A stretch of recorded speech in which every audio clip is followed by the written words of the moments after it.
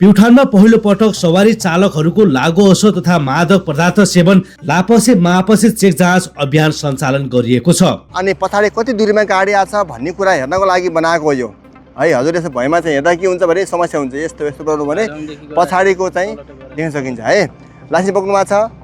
यात्रु बोकेर सवारी चलाइरहेका 3 जना चालकलाई लागु असो सेवन गरेको अवस्थामा पक्राउ परेका छन्। जिल्ला प्रहरी कार्यालय प्युठान, जिल्ला ट्राफिक प्रहरी कार्यालय प्युठान र जिल्ला अस्पताल प्युठानको समन्वयमा सञ्चालन गरिएको विशेष अभियान अन्तर्गत 15 जना सवारी चालकको लापसे तथा मापसे परीक्षण गरिएको थियो। परीक्षणका क्रममा 3 जना चालकले लागु असो सेवन गरेको पुष्टि भएको छ भने 1 जना चालक मादक पदार्थ सेवन गरेको अवस्थामा फेला परेका छन्।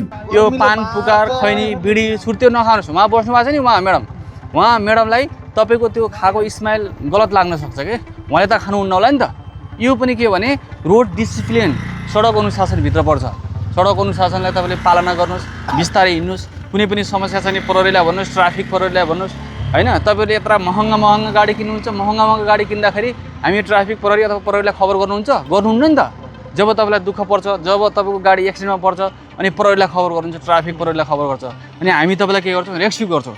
भन्नुको अर्थ के भने सडक अनुशासन यो बन्द गर्नुहोस्, सडक अनुशासन पूर्ण रूपमा पालना गर्नु होला। अनि प्यासेन्जरहरू सुन्नुहोस् त, तपाईँहरू हुनुहुन्छ, तपाईँहरू जता जानुहुन्छ, तपाईँहरू यात्रामा हुँदाखेरि ड्राइभरले चाहिँ त्यस्तो अनियन्त्रित तरिकाले चलाउनु भयो, जिगज्यागमा चलाउनु भयो, ड्रिङ्क ड्राइभ गरेर चलाउनु भयो, तपाईँसँग अपशब्द बोल्नुभयो, तपाईँको सहचालक हुन्छ होइन, सहायक हुन्छ एकजना, अपशब्द बोल्नुभयो, कुनै पनि किसिमको नराम्रा हरकतहरू देखाउनु भयो होइन, लैङ्गिक संवेदनशीलतालाई अलिकति मध्यनजर गर्नु भएन, ढकलाढकल तरिकाले कोचाकोच बस्नुभयो, भइहाल्छ मिलिहाल्छ, नत्र उत्रिनुहोस् भन्ने जस्तो व्यवहार सहचालकले गर्नुभयो भने तपाईँले के गर्नुभयो भने उहाँलाई सम्झाउनुहोस्, प्रहरीमा कम्प्लेन गर्नुहोस्। थप अनुसन्धानका लागि जिल्ला प्रहरी कार्यालय प्युठान पठाइएको प्रहरीले जनाएको छ।